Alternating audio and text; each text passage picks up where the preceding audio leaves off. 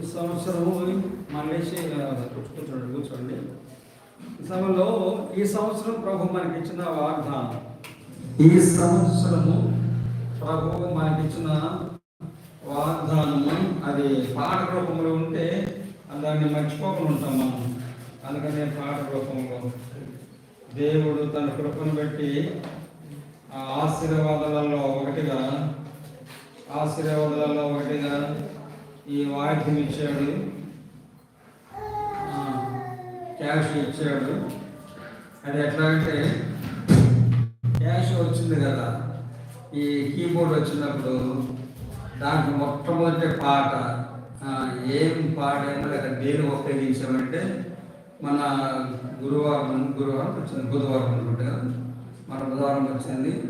వెంటనే గురువారం Bible study రోజున దాన్ని ఉపయోగించాము. దేనితో ఉపయోగించాము, ఏ పాటతో ఉపయోగించాము, దేని ఉపయోగపడిందంటే మొట్టమొదటిగా ఈ సంవత్సరము ఈ సంఘానికి మనకిచ్చిన ప్రభు యొక్క వాగ్దానం ఉందే, నేను నిన్ను ఆశీర్వదించదను అని. దాన్ని బట్టి ఆ మాట ఎప్పటికీ మనం గుర్తుండాలి వాగ్దానం అని అప్పుడు ఒక చిన్న రాగం చేస్తే పాట చేస్తున్నాం. ఆ పాట దాన్ని వాడే మన బుధవారం రోజున గురువారం బైబిల్ స్టడీకి ఆ పాటే దాన్ని వాయించి వాడాము. కనుక ప్రకటించినటువంటి మరి అట్లాగా ఆయన కృపాది రండి. యమనస్తులు పనులు పోతారు కదా, ఈ పాట పడదాము రండి. ఒకవేళ మీ దగ్గర లేకపోతే అనుకున్న దాన్ని ఎందుకు మరి టైం లేకపోయింది, ఇది ఒక డీటీపీ తీపించి ప్రింట్ చేయించుకొని అప్పుడు అంటే టెంపరీగా చేయించుకొని ఒకవేళ జిరాక్స్ తీసి అందరికి ఉపయోగపడేమో రాసుకున్న ఒకవేళ పెన్నులు ఉన్నాయి, నేను చెప్తా రాసుకోండి. ఎట్లా చెప్తాను పాట అది పలకాలి కదా, నోటికి రావాలిగా. ఎట్లా చూద్దాం, పెన్ను ఉంటే పెన్ను తీసుకోండి, ఉన్నాయి పెన్ను ఉన్నాయి, నేను చెప్తా రాసుకోండి. ఎవరిని అవసరం పెన్ను, ఎవరిని అవసరమా పెన్ను ఉన్నాయా, రాసుకుంటారా రాసుకోండి. పేపర్లో లేవా, ఎక్కడ మన పాంప్లెట్స్ వచ్చి మీటింగ్ పాంప్లెట్స్ ఉండేది, పాంప్లెట్ ఇటు పాట రాసుకోవచ్చు, అవసరం తీసుకోండి. ఈ చెబుతా రాసుకోండి. ప్రభుత్వం ఈసారి ఈ పని చేస్తాంలే, జిరాక్స్ తీసుకొని మళ్ళీ ప్రింట్ చేసుకుని అందరూ తీసుకున్నాను అంటే మంచిదే. పెన్ తీసుకుని పేపర్ తీసుకుని నాకు అట్లా చేస్తాము. నేను చెప్తా రాసుకోండి. అయితే సరే రాసుకుంటారు, లేకపోతే పలకండి, పలుకుతూ ఉండండి, రాసుకుంటా ఉండండి, అది కొంచెం మైండ్లో వస్తుంది. నేను చెబుతాను పలకండి. ఆశీర్వదించదను లేదా పలకండి, ఏం పలకండి చెబుతా పలకండి, అది కూర్చుంటే మైండ్లో ఉంటుంది అంతే కదా. నేను నిన్ను ఆశీర్వదించదను, నీ చేత పలకండి, నీ చేత పలకండి. ఆశీర్వదించదను, నేను ఆశీర్వదించదను. అది మొదటి లైన్. నిజంగా మొదటి లైన్ మన పడకండి. ఆశీర్వదించదను, నేను ఆశీర్వదించదను. రెండవ లైన్ చెప్తాను, పలకండి. మళ్ళా రెండవ లైన్, ఆశీర్వదించదను, నిన్ను ఆశీర్వదించదను. రెండు లైన్కి తేడా ఉంది. మొదటిది ఏమిటి, నేను ఆశీర్వదిస్తానని మొదటిది, రెండవది నిన్ను ఆశీర్వదిస్తాననేది రెండవది. ఆ తేడా గమనిస్తాను. ఆశీర్వదించదను, నేను ఆశీర్వదించదను. తర్వాత మొదట్లో 2 సార్లు పాడాలా, ఆశీర్వదించదను, నేను ఆశీర్వించదను. తర్వాత ఆశీర్వదించదను, నిన్ను ఆశీర్వదించదను. అది పల్లవి అన్నమాట. అయిన తర్వాత నేను చెప్తాను, పలకండి, రాసుకోండి. ఆకాశంలోని పలకండి, అందరు పలకండి, తప్పేమి పలుకుతాము. అది చివరిగా కొంచెం యాడ్ అయింది, నాకు ప్రస్థానం ఉంటుంది. అసలు వాగ్దానం ఏంటి, పూర్తి చదవ, మనకి ఇచ్చిన వాగ్దానం పూర్తిగా చదవాలి కదా మనము.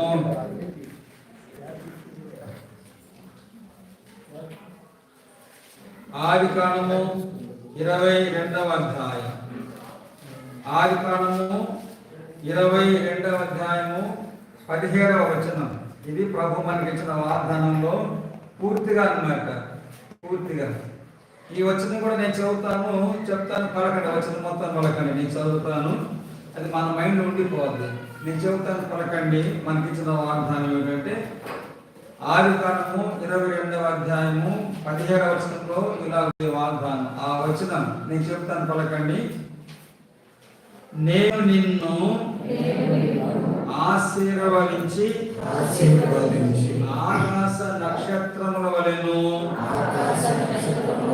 సముద్ర తీరమందలి ఇసుక వలెను నీ సంతానమును విస్తరింపజేసేదను. అంతవరకు ఎందుకంటే అక్కడ ఆపేస్తాం అండి. ఈ వచనాన్ని పాట రూపంలో రాసుకుని పాడుకుంటే గుర్తుకొస్తుంటుంది, పాట గుర్తుకొస్తుంటుంది అంటారు. కాబట్టి ఇది వచనం. ఈ వచనంలో తీసుకున్న మాటలు ఏమిటి? వచనం ఏమంది? నేను నిన్ను ఆశ్రయించి ఆకాశ నక్షత్రముల వలెను సముద్ర తీరంలో ఇసుకోవలను నీ సంతానమును నిశ్చయముగా విస్తరింపజేసేదను. ఇది వాగ్దానం, ప్రవేశించిన వాగ్దానం వచనం. అది ఆ మాట.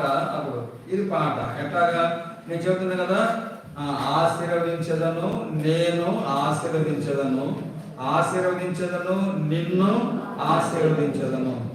ఆకాశమందలి నక్షత్రముల వలె సముద్ర తీరమునందున ఉండే ఇసుక వలెను నీ సంతానము నిశ్చయముగా విస్తరింపజేసేదనని మారుదేవ స్తోత్రమయ్యా, కీర్తించి పూజింతుము.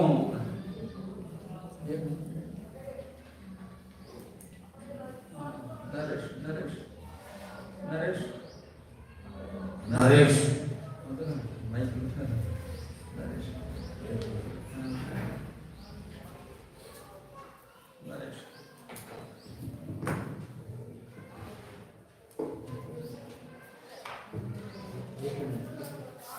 ఒక పని చేయండి. మీ యవనస్తులను ఆరాధన కంటే ముందుగానే మందిరానికి పంపించండి. ఎందుకంటే ఎట్లా పని చేస్తున్నారు, ఇప్పుడు పోయారు, నీడగా కొంతమంది పోయారు కదా. తర్వాత ఒక విషయం నేను చెప్తాను, గుర్తుపెట్టుకోండి. ప్రస్తుతానికి మనకు వాటర్ సరిగ్గా లేవు, గుర్తుపెట్టుకోండి. నీళ్ళు వస్తుంది, ఇప్పుడు ప్రస్తుతానికి లేవు, సరిగ్గా లేవు. ఎందుకంటే మోటార్ పాడైన నిన్ననే పాడినట్టుకుంది. ఎంతమంది మెకానిక్లు వచ్చారు, చాలామంది మెకానిక్లు చూసారు, అవల. ఒకవేళ లోపల మోటార్ బయటికి తీయాలని చాలా పెద్ద పని పడింది ఇప్పుడు. అందుకని బాత్రూమ్ పోయేటంటే వాళ్ళు కొంచెం ఆ నీళ్ళు కొంచెం డ్రమ్ములో ఉన్నాయి, అది తీసుకొని జాగ్రత్తగా వాడుకోండి, కొంచెంగా వాడుకోండి, అటు ఉపయోగించుకోండి. నీళ్ళు ఎక్కువ లేవు. తర్వాత ఎవరు వాళ్ళందరూ ఇప్పుడు నీళ్ళకి పోయారు కాబట్టి మందిరంలో పనులు ఉంటాయి. కాబట్టి మీ ఎవరి పిల్లలను ఆరాధన గట్ట ముందుగా పంపించండి. మందిరానికి కొన్ని పనులు ఉంటాయి కదా, ముందుగా పంపించండి. అట్లాగా సరే. ఇప్పుడు మరి దాన్ని ఉపయోగించాలి కదా. రండి చూద్దాం. నేను ఈ లోపల నేను చెప్తా, మళ్ళీ పడకండి. ఆశీర్వదించదను, నేను ఆశీర్వదించదను, ఆశీర్వదించదను, నిన్ను ఆశీర్వదించదను. ఆకాశమందలి నక్షత్రముల వలె సముద్ర తీరము నందున ఉండే ఇసుక వలెను నీ సంతానము నిశ్చయముగా విస్తరింపజేసేదనని మారుదేవ స్తోత్రమయ్యా, కీర్తించి పూజింతుము. మొట్టమొదటిగా నేను వేస్తాను, నేను పాడతాను, వినండి. ఒక 2 సార్లు వినండి. అదే టైంలో ముగించాలి. ఈ రోజుగా తక్కువ సమయం మనం తీసుకోవాలి, త్వరగా ముగించాలి. చదువుదాము. నేను పాడతానే.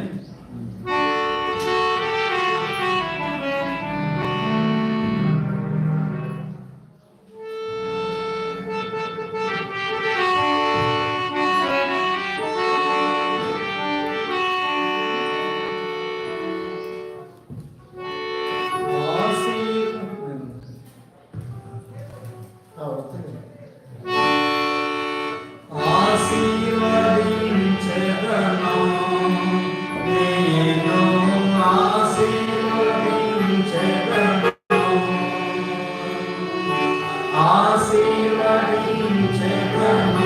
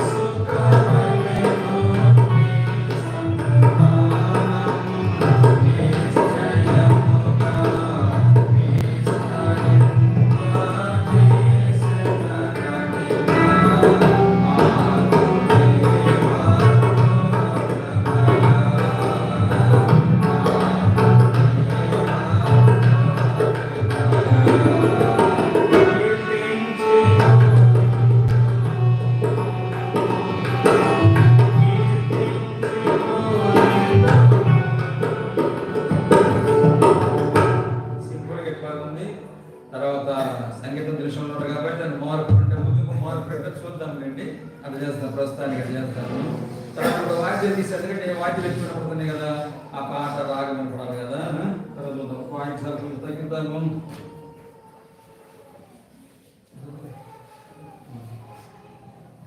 కొంచెం వాయిద్యం తగ్గుతాను.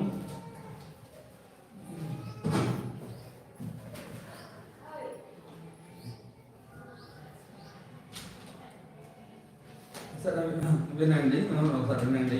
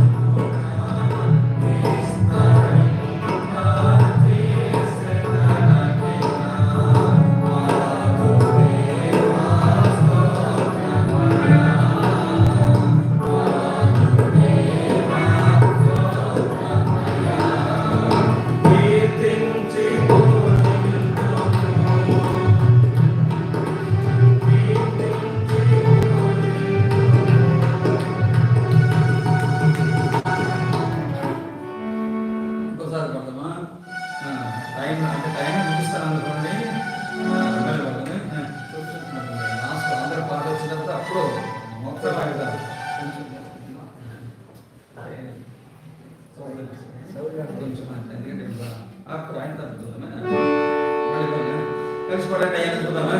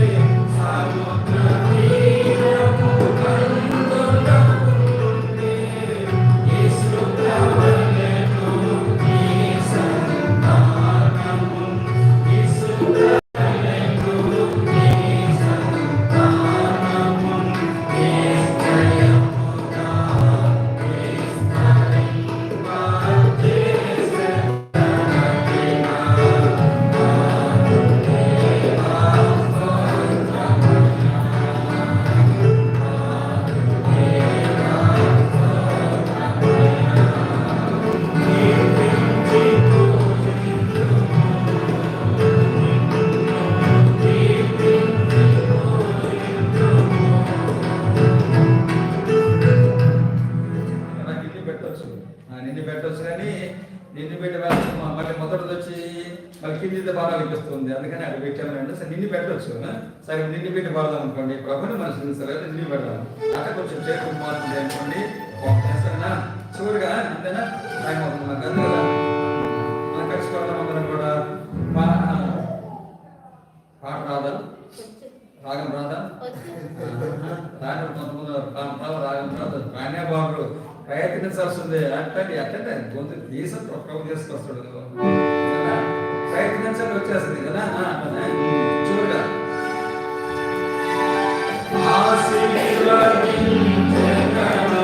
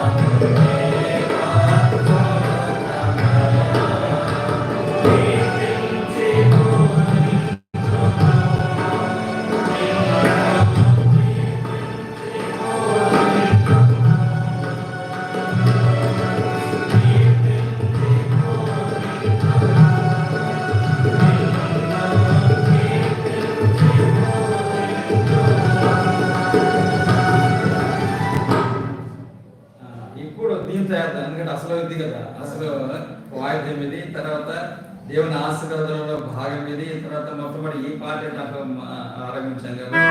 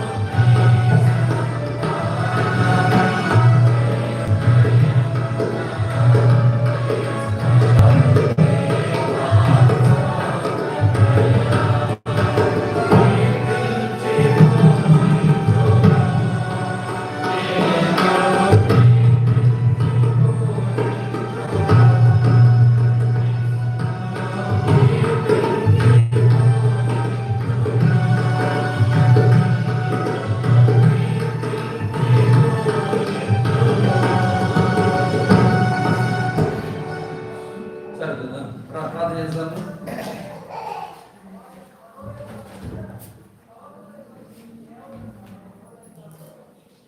ఇంకా ఏదైనా ఇంతవరకు ఇచ్చిన వాగ్దానాలు గుర్తుంటే ప్రభు చెప్తుంటే ప్రభు సహాయపడితే దీన్ని కలుపుదాము, పాట కలుపుదాము, ప్రార్థన చేస్తాము. మాత్రమే ఇప్పుడు బట్టి ప్రభావ మీ పాదాలు తండ్రి సమయం మీరు మాకు దీవించి ఆశ్రయించండి. మా సమయం పెట్టుకొని ఈ సమయం నుంచి చెప్పుకుంటే యోగంగా మేము బల చూడుకొని కావాల్సిన సిద్ధపడాలని మా ప్రియ ప్రభు అయిన యేసుక్రీస్తు పరిశుద్ధ నామములో కనపరిచి స్తుతించి ప్రార్థించి మహిమపరిచి వేడుకుంటున్నాం తండ్రి. అపోస్తలుడైన పౌలు కొరింథీయులకు రాసిన మొదటి పత్రిక, అపోస్తలుడైన పౌలు కొరింథీయులకు రాసిన మొదటి పత్రిక 11వ అధ్యాయము. అపోస్తలుడైన పౌలు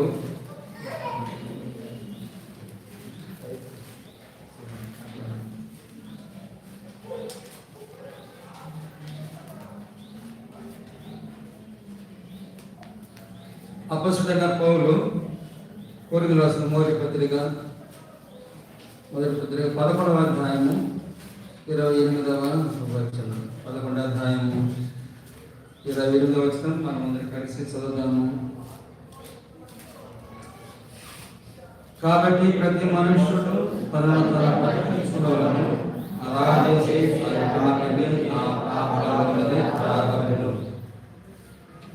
సరే మరొక భాగాన్ని మనం చూస్తాము.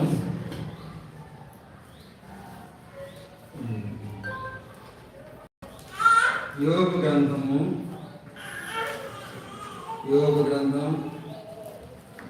7వ అధ్యాయం. యోబు గ్రంథం 7వ అధ్యాయం.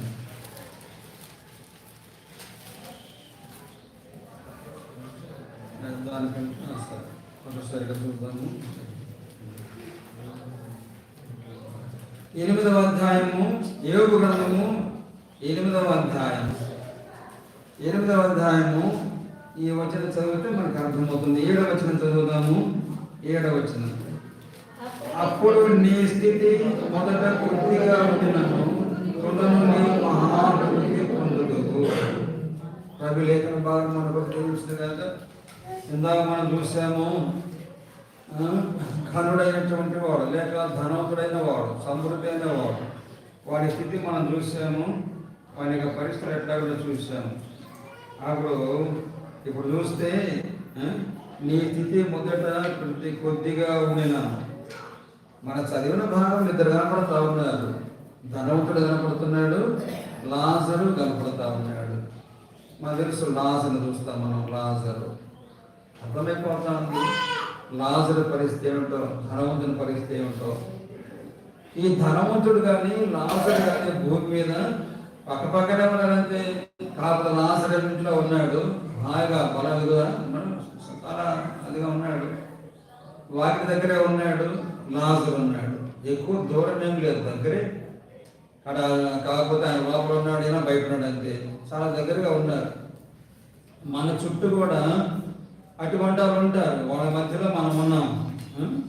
ధనవంతులు లాంటి వాళ్ళలో, లేక దేవుని ఎరగిన వాళ్ళలో, దేవుని వెతకిన వాళ్ళలో, లేక దేవుని కొరకు జీవించిన వాళ్ళలో, కేవలము ఈ లోకం మటుకు మాత్రమే క్రైస్తవులను బట్టి వాళ్ళు, లేక ఈ లోకం మటుకు మాత్రమే జీవించున్నారే వాళ్ళు ఉంటారు, మన మధ్యలో ఉంటారు, పక్కన ఉంటారు. అయితే అలాగన చూద్దాము.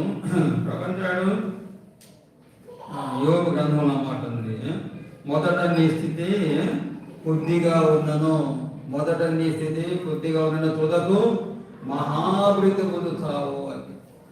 అర్థం కావాలంటే ఎట్లా చూద్దామా? అర్థం ఏంటో చెప్పే కదా, అర్థం కావాలంటే ఎట్లా చూద్దాం. ఇది దీంట్లో ఇద్దరి జీవితాలు కనపడతా ఉంటాయి మనకు. ఇద్దరి జీవితాలు, ఎవరి జీవితం ఒకటేమో ధనవంతుని జీవితం కనపడుతుంది, ఇంకోటేమో లాజరు జీవితం కనపడుతుంది. ఒకటి ధనవంతుడి జీవితం, ఇంకోటి లాజరు జీవితం. రెండు పక్క పక్కనే ఉంటాయి. ఎట్లాగైనా చూసాం కదా, ఇతను ధనవంతుడు, ఇటు పెట్టామనుకో, ఇటు పెడితే ఇతను ధనవంతుడు, అంతేనా? ధనవంతుడు ఎంత బాగున్నదో, ఆరంభంలో ఎంత ధనమో, ఎంత గొప్పతనం ఎట్లా ఉందో, రాను రాను రాను రాను ఏమైపోయింది తన స్థితి, దిగజారిపోయి ఆఖరుకు పాతాళంలో ఉన్నాడు అనుకో. అది లాజరు స్థితి చూద్దాం.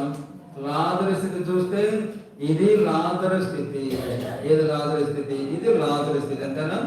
ఇది లాజరు స్థితి. ఏముంది లాజరుకి? ఏముందా? చివరి ఏం లేదు. రాను రాను రాను రాను రాను రాను లాజరు స్థితి ఎక్కువైపోయింది. అబ్రహాములో అనుకున్నాడు ఆయన. అప్పుడు చూస్తే అప్పుడు ఏ నిమిషం ఒక గీత కొట్టుకుందాం, అప్పుడు అర్థమవుద్ది, బాగా అర్థమవుద్ది. ఇక్కడ నుంచి ఒక గీత కొట్టామనుకో, అప్పుడు పక్క పక్కనే ఉన్నారు. ఎవరు? ధనవంతుడు ఉన్నాడు, లాజరు ఉన్నాడు. ధనవంతుడు ఉన్నాడు, లాజరు ఉన్నాడు.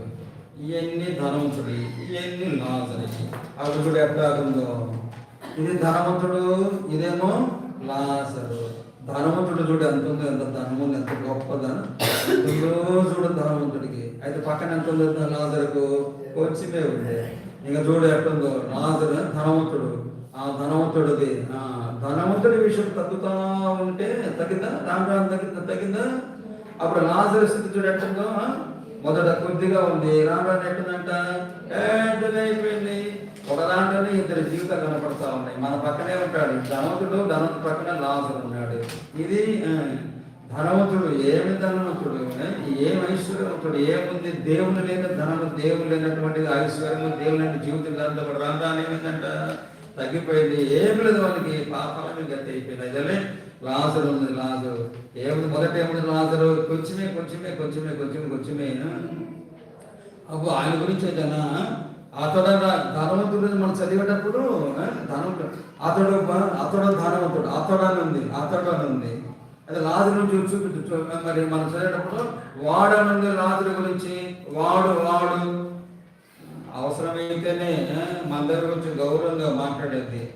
కొంచెము మనం అర్థం చేసుకోకపోతే మా మీద అనుకో, ఇంకో చూడు లెక్క చేయరు, వాడని.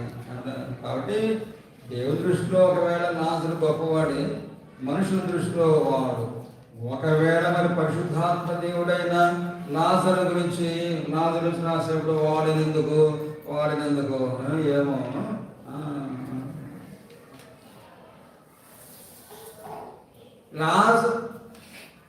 వాడు అనిపించుకున్న లాజరు పర్వతం పెట్టబోతుడికి పరిశుద్ధాత్మ రాస్తా ఉన్నాడు. లోకా చెప్తా ఉన్నాడు. లోకాకు వాడు అని ఉందా? వాడు ఉందా? చూడండి, అక్కడ లోకాసు వార్తలో ఉంది. లోకాసు వార్త 16వ అధ్యాయము. లోకాసు వార్త 16వ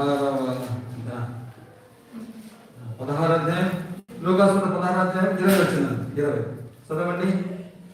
లాజరు అనే ఒక దరిద్రుడు నేను వాడు కురుపులతో వాడు పరిశుద్ధాత్మ చేతనే వాడు అనిపించుకున్నవాడు పరలోకానికి ఎట్టబోతాడు. ధనవంతుడేమో ధనవంతుడి నుంచి అతడు ఆ మాట అతడు ఊదారంగు బట్టలు అతడు. లాజరేమో వాడనిపించుకున్నాడు. పరిశుద్ధాత్మ చేత వాడనిపించుకున్నాడు. పరలోకానికి పోవడం చాలా కష్టమే. సరే, ఒకవేళ మనం కూడా ఒకప్పుడు పాపంలో ఉన్న మనము దేవుడి చేత పరిశుద్ధాత్మక వాడు అదే అనిపించుకున్నా కూడా ప్రభు కృపను బట్టి ప్రభు మార్చాడు, మనల్ని మన జీవితాలు మార్చాడు. ప్రభుకి మనం జాగ్రత్తగా మన స్వాస్థ్యం సూత్రయ్యాం అనుకోండి. సరే చూద్దాము. లాజరు ఎందుకు వాడనిపించుకుంటాడు? అసలు లాజరుకి మరి ఇంకోటి వాడనిపించుకున్నాడు. తర్వాత ధనవంతుడు వాకిటి దగ్గర పడి ఉండి ధనవంతుడు తినేటువంటి తిని పడతే మొక్కలు పడితే టేబుల్ మీద నుంచి 5 దినాలని ఆశపడ్డాడు. కోరిడు అంతే, తినకోరడు అంటే అది తినలేదులే. అసలు నీకు ధనవంతుడి వాకిటి దగ్గర నీకేం పని అయ్యా నీకు? అందుక అసలు నీకేం పని ధనవంతుడి దగ్గర? ఎందుకు నీకు ధనవంతుడి దగ్గర వాడి తినేది నీకు ఆశపడింది, వాడు కూర్చున్నావు, అడగ తిని వాడు కూర్చున్నావు ఏమైనా, వాడు విడితే చాలనుకుంటున్నావు ఏమైనా. అట్టడు పరలోకానికి ఎట్టొస్తున్నావు? దేవుడి మీద ఆధారపడాలా? నీ ఇంట్లో ఉండాలా? దేవుడి చిన్న తినాలా? వాడి దగ్గర ఎందుకు పోయినావు? ధనవంతుడి దగ్గర ఎందుకు పోయావు? వాడి వారి దగ్గర ఎందుకు కూర్చున్నావు నువ్వు? వాడి తినేది కావాలా? నీకు ఇప్పుడు కావాలా? నీకేమైనా ఇటువంటి పరలోకం రావచ్చునా? మరి పరలోకానికి పోవడానికి లక్షణాలు ఉన్నాయి ఈ లాజరులో. ఏమైనా మంచి లక్షణాలు ఎక్కడైనా ఉండాలి కదా, ఉండాలి. అసలు ఆ ఇంటికి బయలుదేరి పోవాలి నువ్వు. ఎందుకు పోవాలంటే తప్పేమి లే. ఎందుకు పోయినట్టే కొంచెం మనకు జవాబు రావాలి కదా. కొంచెం ఆలోచన చేద్దాం రండి. ఈ ఆలోచన ఎట్లా వస్తుంది? ఎట్లాగంటే వాడు ధనవంతుడు అయ్యాడు, ధనవంతుడు. ఈయన దరిద్రుడు అయ్యాడు. ఎందుకు దరిద్రుడు అవుతాడు? ధనవంతుడు ఎందుకు అవుతాడు?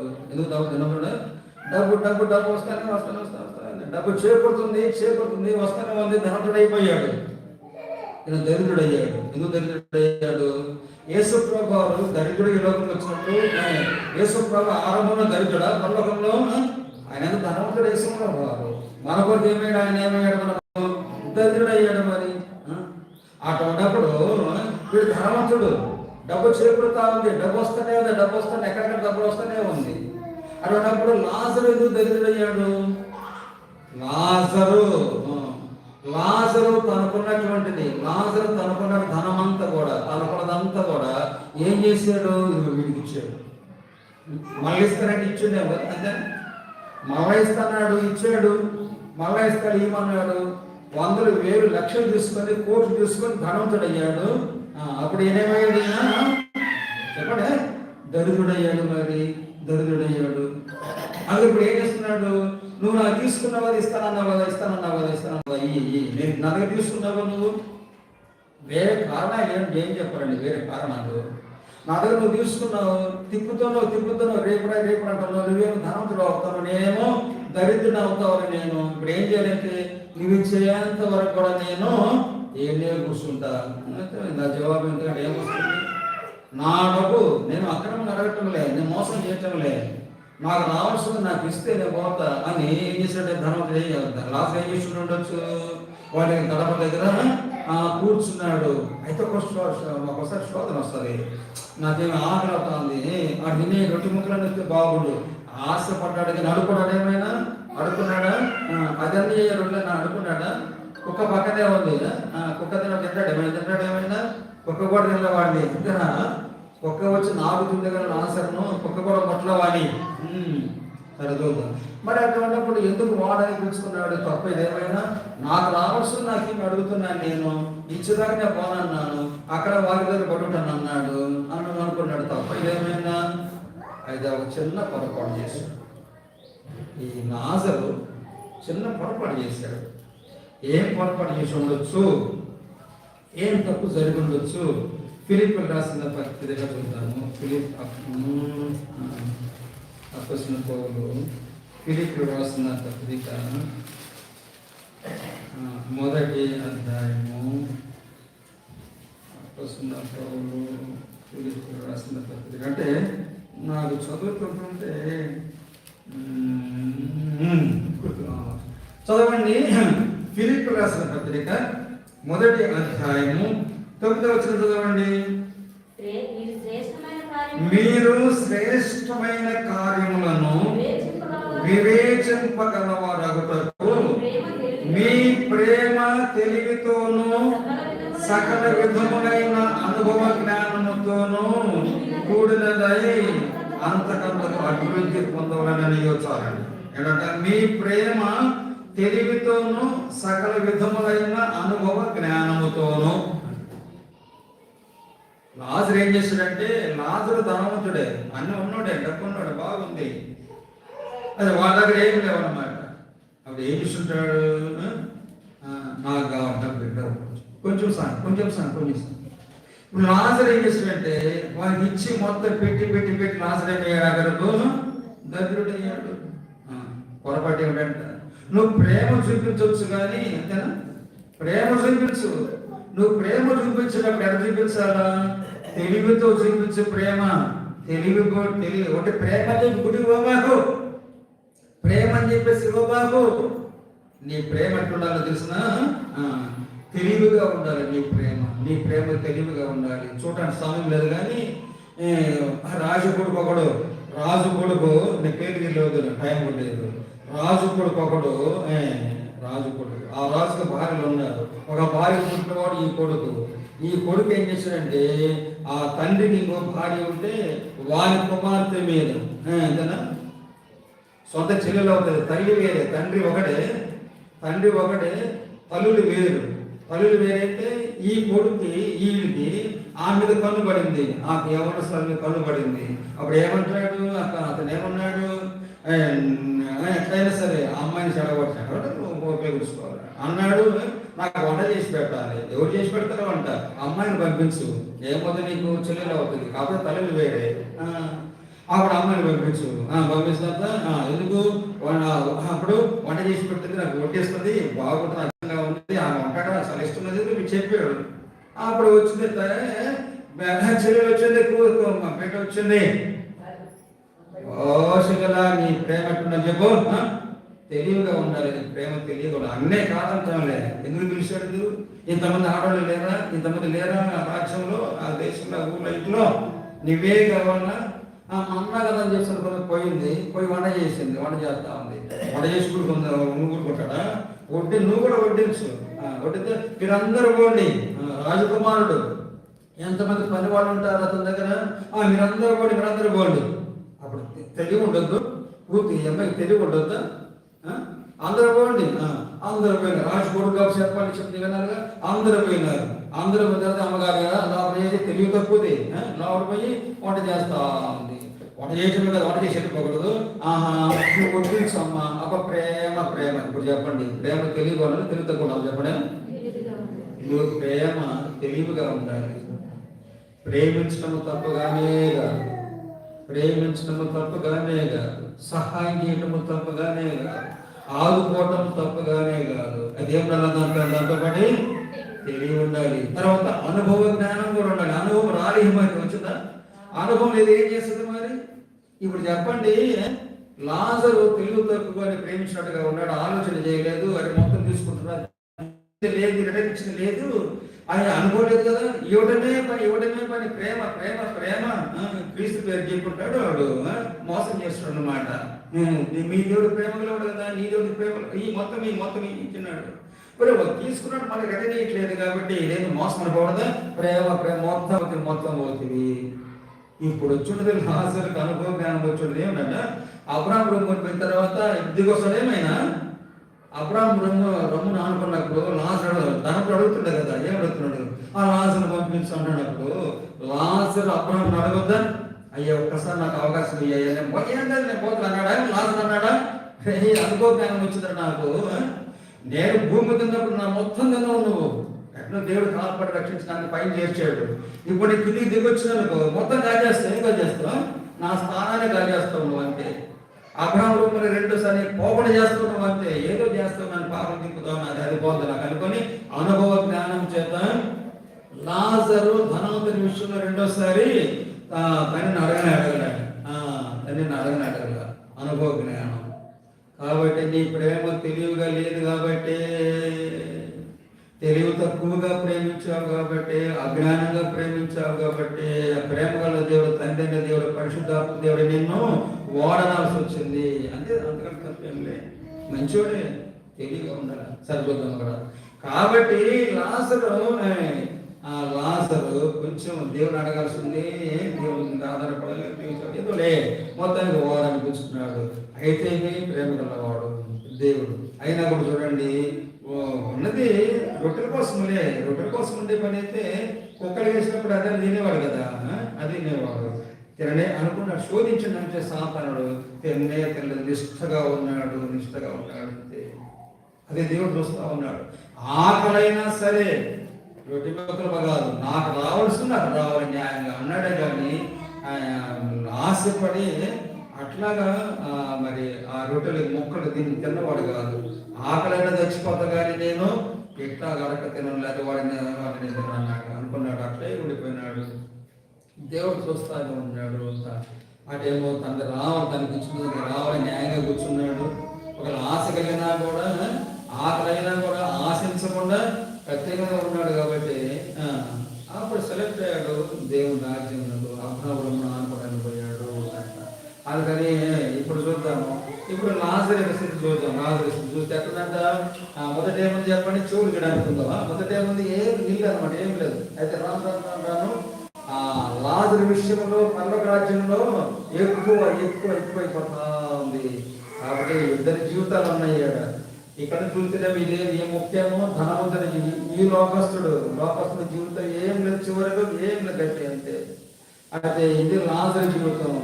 మొదట నీ స్థితి కొద్దిగా ఉన్నాను, కొద్దిగా ఏమిటంట చెప్పండి, మహాభివృద్ధి. అది చూద్దాం ఇప్పుడు.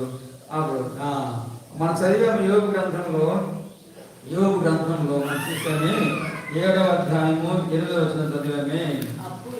అప్పుడు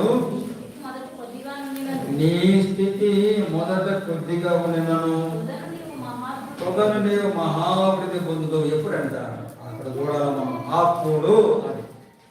అప్పుడు నీ స్థితి మొదట కొద్దిగా ఉన్నను, తొదను నీవు మహాభివృద్ధి పొందుతావు.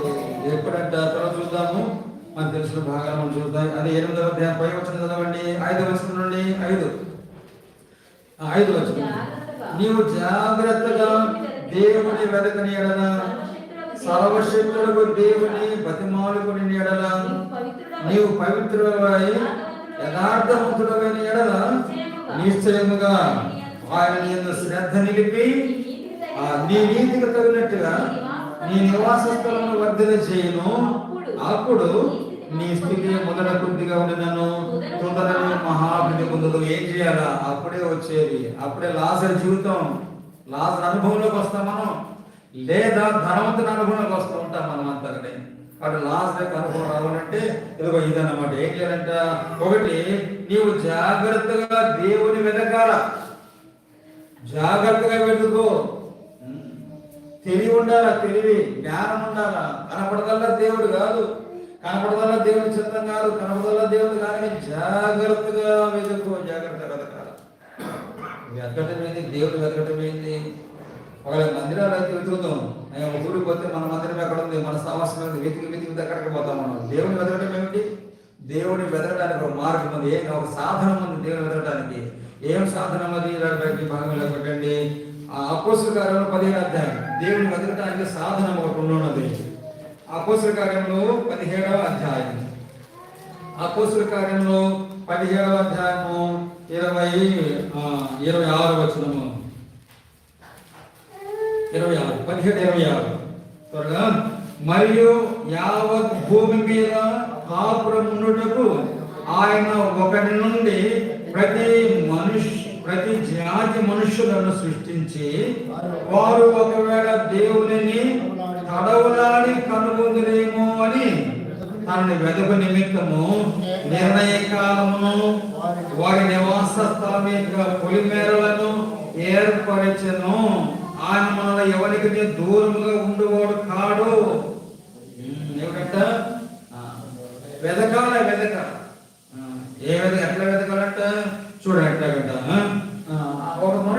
ప్రతి జాతి దేవుడు సృష్టించాడు, ఆదాము సృష్టించాడు. ఎందుకంటే చూడాలి, సృష్టించి వారు ఒకవేళ దేవునిని తడవలాడి కనుగొందరేమో. ఒకవేళ ఏంటి, సామాన్యంగా కనుగొనట్లేదు, దేవుని మీద దృష్టి లేదు. ఆదివారం వస్తే సెలవు రోజు అబ్బా, ఆదివారం వస్తే సెలవు రోజు ఈరోజు ఎక్కడంటే ఏం చేస్తావు ఆదివారం వస్తే కనీసం ఆదివారమైనా దేవుని మందికి వచ్చే క్రైస్తవులు లేకపోతే ఉన్నారు ఏమైనా ఆదివారం అలా చూద్దాము. చూడ సమయం ఎందుకంటే కదా ఒకవేళ ఏంటండి, ఇన్ని వాక్యాలు చెప్పి ఇన్ని బాధలు చేసి బోధ చేసి ఇంత వాక్యాలు చెప్పింది, ఇంత ప్రసంగం చేసి లేకపోతే ఇంత వివరణ చెప్తున్నట్టు ఇన్ని రుసులు చూపిస్తున్నా కూడా దేవుడి వెనుకవా. నువ్వు జాగ్రత్తగా దేవుని వెతికితేనే నీ స్థితి ఏమంటుందంట. ఒకవేళ నువ్వు అన్ని విషయాలు ధనవంతుడు అన్ని కొన్ని అనుకో, దేవుడు వెతకాలి అంటే చూడ ఇద్దరు చూస్తున్నాం కదా. ఒక పక్కన అన్న ధనవంతుడు చూస్తున్నాము, ఇంకో పక్కన ఏమి లేనటువంటి లాజరును చూస్తున్నాము ఆరంభంలో. కాబట్టి ధనవంతుడిగా కాకుండా లాజరుగా ఉండాలంటే ఏం చేయాలి? ఈ మొత్తం లాస్ చేసుకోవాలి. మరి నువ్వు ఈ మొత్తం పోగొట్టుకోవాలి, నువ్వు నష్టపరుచుకోవాలి. నువ్వు లోకంలో ప్రతిదీ నువ్వు నష్టపరుచుకుంటేనే నువ్వు లాజరు యొక్క స్థితికి వస్తావు, మొట్టమొదటిలోకి వస్తావు. అది ఇదే కావాలి, లోపల అన్ని కావాలంటే నువ్వు ధనవంతుడిగానే ఉంటావు, కానీ అయితే లాజరు స్థితికి రావు. అందుకని నేను లాజరు స్థితికి రావాలంటే మొత్తం వదిలేసేయి.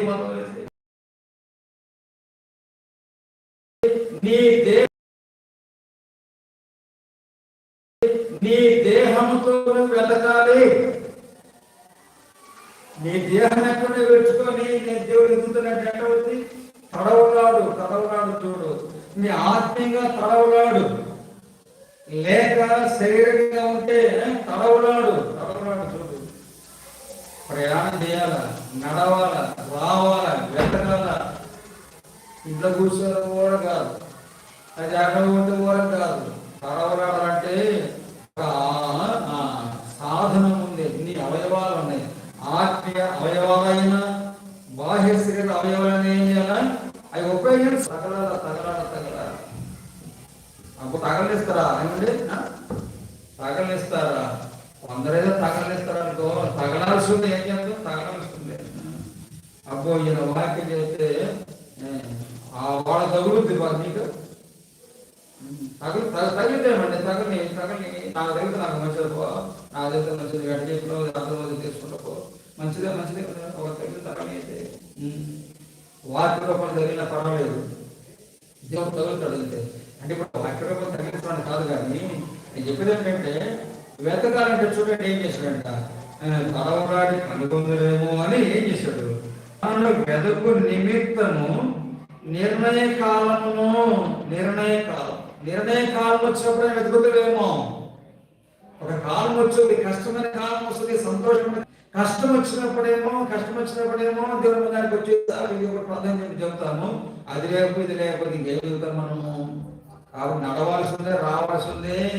నిర్ణయ కాలాలు అంట. ఏం బాగున్నాం అనుకో, బాగుంటే ఎప్పుడు స్థితి గురించి పెడతారా? వద్దులే. బాగున్నాం అనుకో, ఇంకా నిర్ణయ కాలం ఏమిటి? వారి కొడుకులు ఎక్కడికి పోతాయి? వారి కొడుకులు ఎక్కడికి పోతున్నాయి? వారి కొడుకులు కష్టం అవుతా ఉందా? సరే, నీ దినపాఠం ఒంటరిగా ఉన్న ఇంట్లో ఉన్నప్పుడు నీ సమయాన్ని దేవుని వెలిగే సమయాన్ని దినపాఠం చదువుకోవడం, వాక్యం చదువుకోవడం, దాన్ని ధ్యానించడం, దాని గురించి ఆలోచన చేయటం అవి ఉన్నాయా? ఏదైనా సరే ఎన్ని రకాలుగా దేవుని వెతకవచ్చు. ఒకటి దేవుని వెతకాలి టైం అవుతుంది, ఒకటేమో దేవుని వెతకాలి. ఇక్కడ యోగ గ్రంథంలో చదువుతాము. యోగ గ్రంథము 8వ అధ్యాయము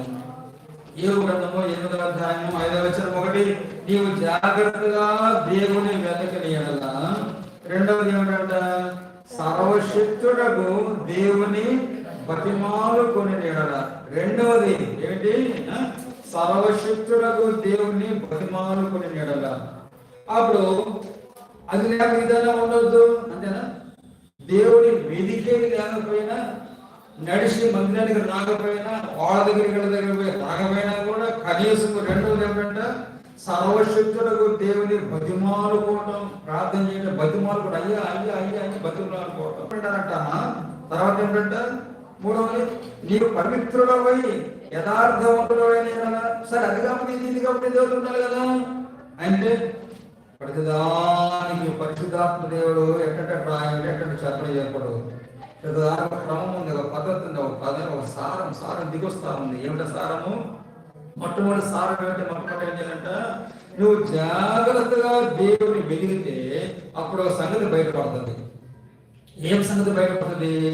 సర్వశక్తుడు అనే సంగతి బయటపడుతుంది.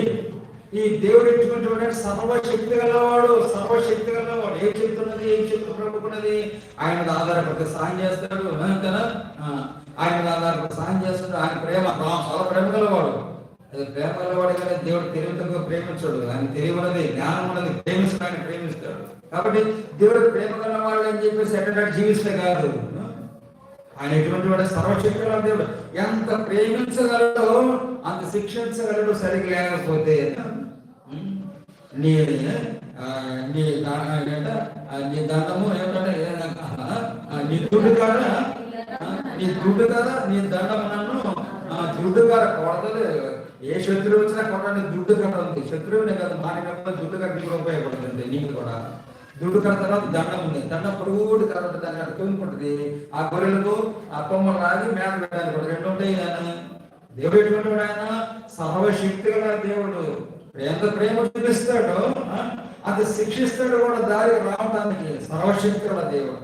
ఎప్పుడైతే నువ్వు దేవుని వెలుగుతావు, అది కూడా జాగ్రత్తగా వెలిగితే రెండు కనపడి దేవుడు కదా ఏం చేస్తాడంటే, గొల్లవాడు ఏం చేస్తాడంటే, ఈ రెండు కట్టెలు దుడ్డు కర్ర తర్వాత దండం ఉంది, ఈ రెండు చేతులు పట్టుకోడు, రెండు కలిపి పట్టుకుంటాడు అన్నమాట. రెండు కలిపి పట్టుకొని వాటి గొర్రెలు తోడుకుంటూ పోతుంటాడు. జాగ్రత్తగా వెతికితే కనపడుద్ది. అని చేతులు ఏమన్నా చెప్పండి, రెండు ఉన్నాయి. ఏమన్నాయంట? దుడ్డు కర్ర ఉంది, దండం కూడా ఉంది. ఆ దండే ఉంది. అప్పుడు ఎప్పుడైతే మనము దేవుని జాగ్రత్తగా వెతుకుతామో, ఈ వాక్యం బాగా వింటామో, వాక్యం బాగా చదువుతామో, వారు కూడా క్రమంగా వచ్చి బాగా వాక్యం విని లేక నీ దినపట్ల బాగా చదువుకొని వెళ్ళి ధ్యానిస్తారు. రెండు కనపడతాయి. ఒకటి శిక్షించగలడు, తర్వాత ప్రేమించగలడు. శిక్షలు రెండు ఉన్నాయట. జాగ్రత్త వెతికినప్పుడు ఏముందంట, అప్పుడు సర్వశక్తుడు దేవుడు కనపడతాడు నీకు. ఇప్పుడు చెప్పాలా, సర్వశక్తుడు దేవుడు కాబట్టి ఇప్పుడు ఏం చేయాలి? నీ అవసరం కొరకు ఏం చేయాలంట? బతిమలాడు కూడా జరుగుద్ది. బతిమలాడు తెలుస్తాడు ఆయన. ఎంత మరి ఒకసారి ఏదో కూడా ప్రార్థన చేస్తుంది, ఓ బతిమలాడు వస్తుంది, దేవుడు తెలియదు, తండ్రి తెలియదు అంటే నీ బుద్ధి తెలియదు అనమాట. అది అవసరం తెలియాలి. మనకు అవసరం తెలిసి అడిగితేనే అది నిలబడుతుంది మన దగ్గర. అవసరం లేకుండా అడుగుదామని ఒక అడిగితే ఇస్తే దేవుడు ఏమి ఏడు. కాబట్టి దేవుడు అని చూస్తాడు అనమాట. బతిమలాడు అది అక్కడే నీ ఎంత అక్కడో నీకు దేవుడు చూస్తాడు అనమాట. ఇప్పుడు దేవుడు వెలిగినప్పుడు ఏం కనపడుతుంది? ఆయన సర్వశక్తుడు కనపడతాడు. అప్పుడు ఏం చేస్తాడంట? బతిమలాడుకుంటేనే ప్రేమ ఉంది కానీ ఒకవేళ నీళ్ళు సరిగ్గా లేకపోతే దండం ఉందా, దుడ్డుకరం దాని దగ్గర. అక్కడ బతిమలాడు. ఎప్పుడైతే దేవుడు ఎదుగుతామో అప్పుడు ఆయన సర్వశక్తి దేవుడు కనపడతాడు. అప్పుడు ఏం చేయాలి? మనము బతిమలాడతాము. ఇప్పుడు బతిమలాడినప్పుడు ఏం చేయాలంట? సర్వశక్తుడు దేవుని బతిమలాడినాడు. మూడవది ఏముంది? నీవు పవిత్రుడమై పవిత్రతకు తీసుకొస్తాడు దేవుడు. ఒకదాని కూడా సంబంధం ఉన్నది. ఇంటికి చదువుకుంటే కానీ కాదు. నువ్వు జాగ్రత్తగా దేవుడు వెతికినప్పుడు ఆయన సర్వశక్తుల దేవుడు కనపడతాడు. అప్పుడు నువ్వు బతిమలాడతావు. దేవానికి ఇది కావాలన్నప్పుడు ఆయన ఏం చేస్తాడు? దేవుడు చేస్తాడు. నువ్వు సరిగ్గా లేవంటాడు. అంతే. పెళ్ళైపోతూనే ప్రార్థన చేశారు. దేవుడు పెళ్లి ముందు సాగు పిలిచి 10 సంవత్సరాలు సాగు పిలిచి నేను రాలేదు. నేను అది దరిద్రమైన నా జీవితం దరిద్రం అయిపోయింది. సాగు ఆనందం వల్ల పెళ్లి అయిపోయింది. మంచి ఉద్యోగస్తాలని గవర్నమెంట్ ఉద్యోగం నాకు లేకున్నది. ఇప్పుడు మా కుటుంబం దీవించుకుని ప్రార్థన చేస్తే ప్రభు అన్నాడు, నువ్వు నా మాట విను అంటే. ప్రార్థన అంటే నా ఆలోచించడం దేవుడు. నువ్వు నా మాట విను, నేను నీ మాట వింటా. నువ్వు నా పని చేయి, నేను నీ పని చేస్తా. ఆయన మాట వినకుండా, ఆయన లోపడకుండా నాకు ఇది కావాలనుకుంటే మన దీనికి చేస్తాడు. ఆయన చేయడు. కానీ నువ్వు ఎంత బతిమలాడు. అప్పుడు దేవుడు చెప్తాడు, బతిమలాడాలి. కాబట్టి ఇప్పుడు ఏం చేయాలంటే నువ్వు పవిత్రుడుగా ఉండాలి. పవిత్రుడు అయితే నేను ఇస్తాంటే. కాబట్టి దేవుడు జాగ్రత్తగా వెతికినప్పుడు ఆయన సర్వశక్తులు దేవుడు కనపడతాడు. అప్పుడు బతిమలాడతాము. ఆ బతిమలాడినప్పుడు ఏమొస్తుంది? మొట్టమొదటి ఏం చేస్తాడు? దేవుడు పవిత్రపరుస్తాడు. బయట రక్షించబడింది. ఎప్పుడు రక్షించబడ్డామో ఆ రోజునే పవిత్రపరచబడ్డాము. ఎప్పుడు బాప్తిసం తీసుకున్నామో అంటే పవిత్రుడవై యథార్థ హృదయుడవై ఎడల చివరకు యథార్థత చెప్పు. సరిగ్గా ఉన్నామని చెప్పు. ఎక్కడ తప్పు చెప్పు. యథార్థత చెప్పు. ఒకటిగా రొట్టె తీసుకోవడమే కాదు, ఇప్పుడు చెప్పి యథార్థత చెప్పు. నీ దగ్గర రొట్టె వచ్చినప్పుడు చేతికి ప్రభు శరీరం వచ్చినప్పుడు యథార్థంగా చెప్పు. తీసుకున్నావా లేదో చెప్పు. సరికొనవాలని చెప్పు. పదవిలో సరిగ్గా కొనవలేదు చెప్పు. యథార్థత ఇది ఒక క్రమమైన అనుభవంలోకి రావాలి. మన జీవితంలోనికి వచ్చినప్పుడు యథార్థమై ఉన్న ఎడల అప్పుడేమిటంట, నిశ్చయముగా ఆయన నీయందు శ్రద్ధ నిలిపి అప్పుడన్నమాట నిశ్చయముగా అంట. అంటే కాబట్టి చూద్దాము, నిశ్చయముగా ఆయన శ్రద్ధ నిలిపి. ఎందుకు జాగ్రత్తగా తినగా దేవుణ్ణి జాగ్రత్తగా నేను తెలుసుకున్నావు కదా దేవుణ్ణి. ఇప్పుడు దేవుడు చేస్తున్నాడు, నేను శ్రద్ధగా నిలిపి నిశ్చయంగా ఆయన శ్రద్ధ నిలిపి నీ నీతికి తగినట్టుగా నీ నివాస స్థలము వర్ధన చేయను. లాజరు నివాస స్థలం ఎక్కడండి? లాజరు ఎక్కడ నివాసం చేస్తా ఉన్నాడు? ధనవంతుని యొక్క వాకిలి దగ్గరనే.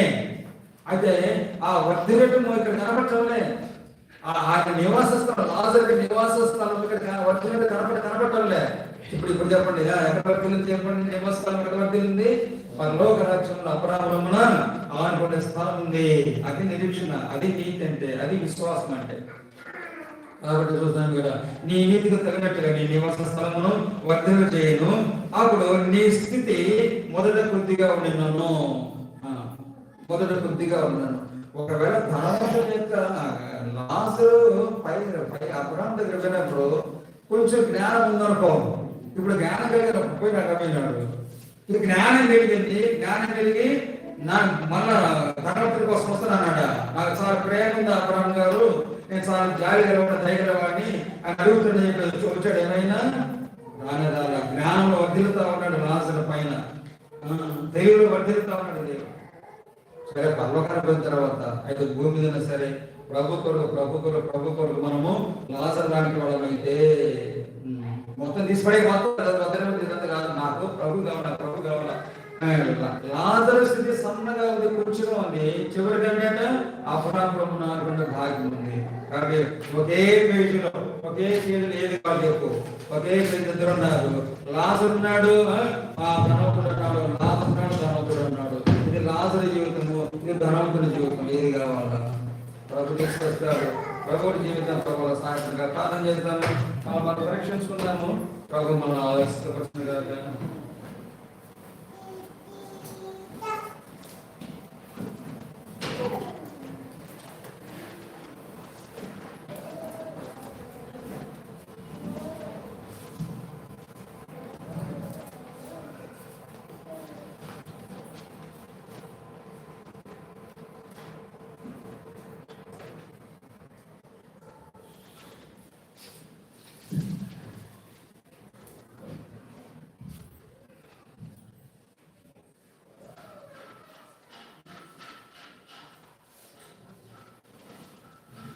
నేను మీకు అప్పగించిన దానిని ప్రభువుల పొందుతుంది. ప్రభువైన యేసు తాను అప్పగించిన రాత్రి ఒక రొట్టె తెచ్చుకొని కృతజ్ఞతలు చెల్లించి దాన్ని విడిచి, ఇది మీ కొరకైన నా శరీరము, నన్ను జ్ఞాపకం చేసుకుని చెప్పాను. ప్రేమ రాజు మీ పాదాలు స్తోత్రం, మీరు జ్ఞాపకం చేసుకుని పాదాలు స్తోత్రం. ఒక పాప విషయంలో ధనవంతులు గొప్పవాడు నా తండ్రి. లాజరు వలె దేవదైవండి రాజమ్మను ఏం లేదు ప్రభా. సమస్తాన్ని మీ కొరకే లోకంలో ప్రతి మీరు కోరుకున్నట్టు దాన్ని మీరు సంపూర్ణ రక్షణ తీసుకుంటున్న ప్రభువు నా తండ్రి. దేవదైవరాజ అబ్రహాములో ధన్యత రూపం దేవుడు సిద్ధించే దేవుడు అందరూ స్తోత్రం తెలుసుకుంటూ మా జీవితం ఎలాగో రాజనాథ్ మీద ధనవంతులు మన యొక్క లోకంలో లాజరు దేవ జ్ఞాపకం చేసుకుంటున్నాను. అటు స్థితిలో స్వరమే ప్రభా దేవ మా కొరకు నలుగురుకున్నటువంటి శరీరం సాదృశ్యమైన జీవితం సాధ్యమైన కృతజ్ఞతని మాకే ప్రభువైన యేసుక్రీస్తు వారి పరిశుద్ధ నామములో నుంచి ప్రార్థించుకొని వేడుకుంటున్నానండి. ప్రార్థనలో ఉండండి, అలాగే ప్రార్థనలో ఉండండి. ప్రభు దగ్గర మనం పరీక్షిస్తున్నాము. మన జీవితం జీవితాలు సరి చేసుకుందాం, సరి చేసుకుందాం. యోగంలో ప్రభు సిద్ధపడ్డవారిని చేతిని కనపడగా చూపించండి. సిద్ధపడ్డవారు మీ చేతిని కనపడగా చూపించండి.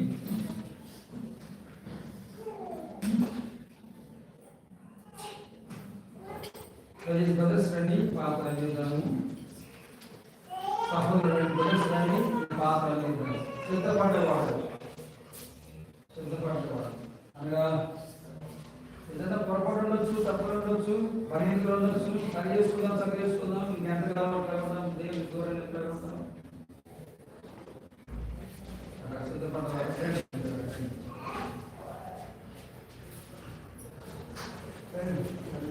పాత్ర పై కూడా పోవాలి, కన్యాసం కూడా పోవాలి.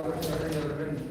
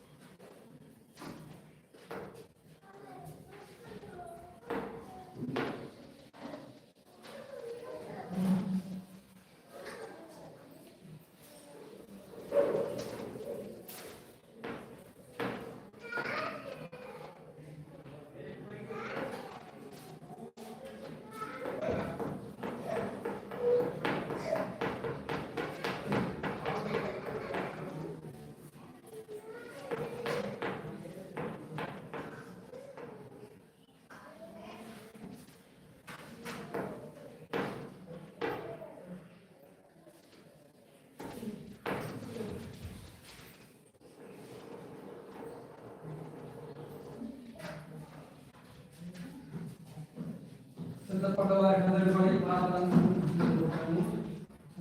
తీసుకున్న వాళ్ళు దించండి. పాత్ర వస్తే దించండి. రాకపోతే పెట్టండి. చిన్న చిన్న మాట్లాడుకోవాలి, చిన్న శబ్దం రాకూడదు. దేవుని మందిరంలో ఆరంభం నుంచి చివరి వరకు కూడా మీ శబ్దం ఏది వినపడకూడదు.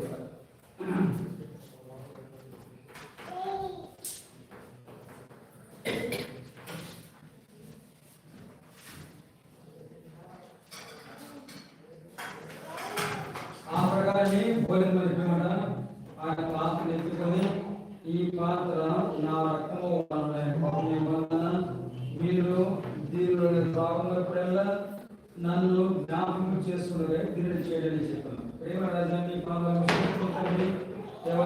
మీరు చూసిన మీ రక్తాన్ని పెట్టుకోవడం మీ పాదాలకు స్తోత్రం. రాజనా నా తండ్రి, మా పాప శిక్ష దేవ మీరు భరించమని నా తండ్రి, దేవ మా రక్తం చిందిస్తున్న మా ప్రభు, ఈ రక్త ప్రోక్షణలో మా ప్రతి పాప దాపులు కలిగిన మా రాజు పరిశుద్ధ పరిశ్రమ మా దేవుడు రాజా, మీ కృపను బట్టి ఉండాలి చూసుకుంటూ మరి యోగుల సహాయపడి మా ప్రభు రాజే కృపలో ఇంకా రాక నా తండ్రి పాపకు రాజన జబ్బులో ఉన్నారు, పాపం మరకలో తండ్రి జ్ఞాపకం చేసుకున్నాం. క్షమించిన కృపలో పరిశుద్ధపరచండి, పవిత్రపరచండి. యథార్థమైన జీవితం ఇచ్చే దేవుడు మీ స్థాన్ని కోరుకుంటూ హృదయపడుకొని మా ప్రభు అయిన యేసుక్రీస్తు పరిశుద్ధ నామమున ఘనపరిచి ప్రార్థించి వేడుకుంటున్నాం తండ్రి. సావధానంగా ప్రార్థనగా ఉండండి. సమయంలో ఎవరైతే సిద్ధపడ్డవారుగా ఉంటూ ప్రభు యొక్క శరీరములకు సాదృశ్యుడు చేశారో అటు వారు మీ చేతిని కడవ చూపించండి. ప్రభు యొక్క పాత్ర తీసుకురాబడినప్పుడు అందులో తీసుకొని ఈ ప్రకటన సిద్ధపడ్డారో వారి చేతికి ఈ పాత్ర అందించండి. మిగిలిన ప్రార్థన ఉండండి.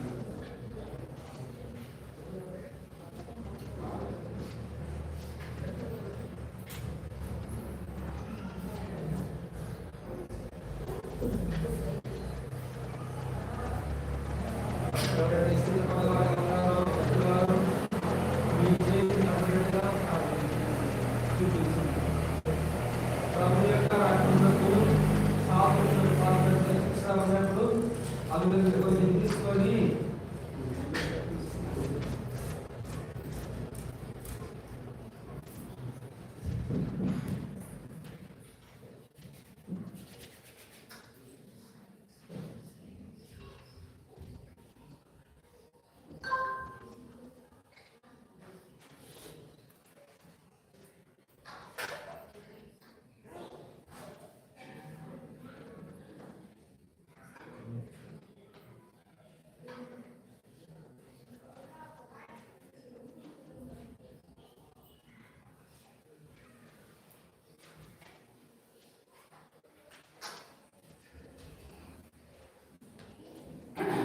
సిద్ధపడ్డ మీరు మీ చేతిని కనపడక చూపించండి.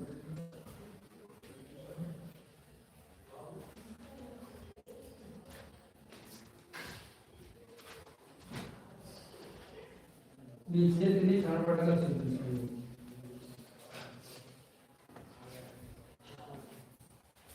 నీ రక్తమే నన్ను శుద్ధీకరించు. నీ రక్తమే నా భారము. నీ రక్తధారయే నీ రక్తధారయే పాపి కసాయం వీక్షును. పరిశుద్ధ తండ్రి పాపిని కడిగి పవిత్రపరచును. పరిశుద్ధ తండ్రి పాపిని కడిగి పవిత్రపరచును. నీ రక్తమే నన్ను శుద్ధీకరించు. నీ రక్తమే నా భారము. ఇంతవరకు సిద్ధపడ్డ వారికి క్లాస్ అర్థమైపోతే ఈ చేతిని కనపడగా చూపించండి.